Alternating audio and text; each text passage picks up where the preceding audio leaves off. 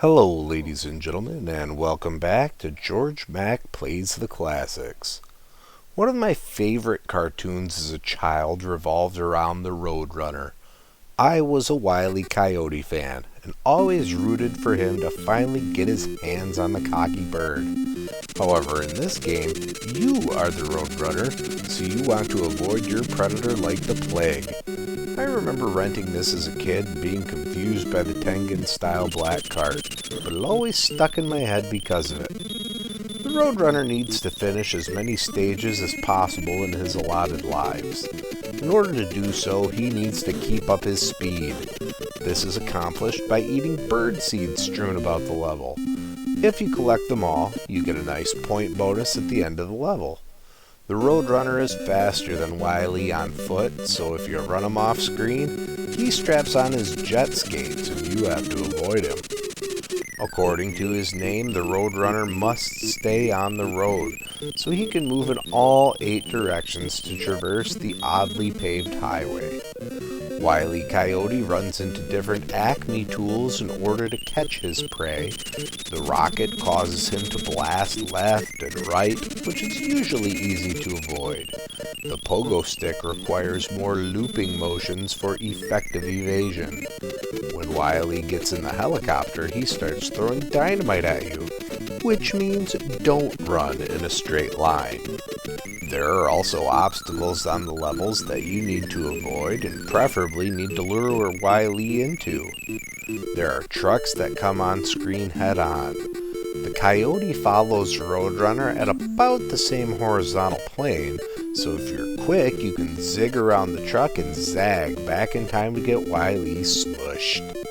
Boulders sometimes rain down from the rock formations above the road.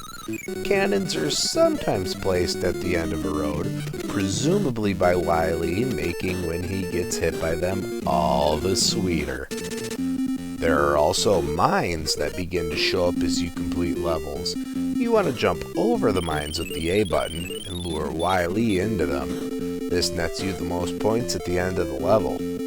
Lemonade also gives you bonus points, but you have to stop for a moment to drink, which can leave you vulnerable. The levels loop after the 4th with more mines and obstacles, and if you game over, you can take the shortcut to start back at the level you died on.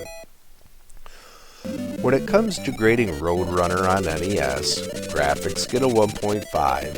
It looks enough like Roadrunner and Wile E. Coyote for me, but my brain remembers it being better from when I was a kid. Sound gets a 1.5. The music is a list of classical tunes, but they aren't composed particularly well. Gameplay gets a 2.0. Avoiding Wile E. Coyote relies on the speed and ingenuity of the player.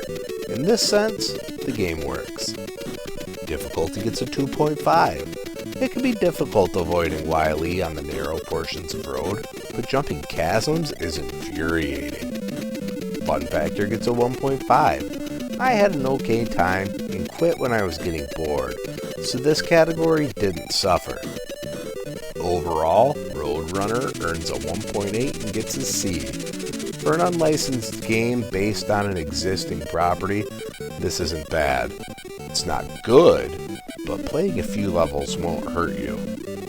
Well, that's going to do it for me for today. Please make sure to like this video, let me know what you think of Roadrunner in the comments, and please subscribe to Head Drop Productions here on YouTube, because we want you here for each and every video we release, because it is your destiny.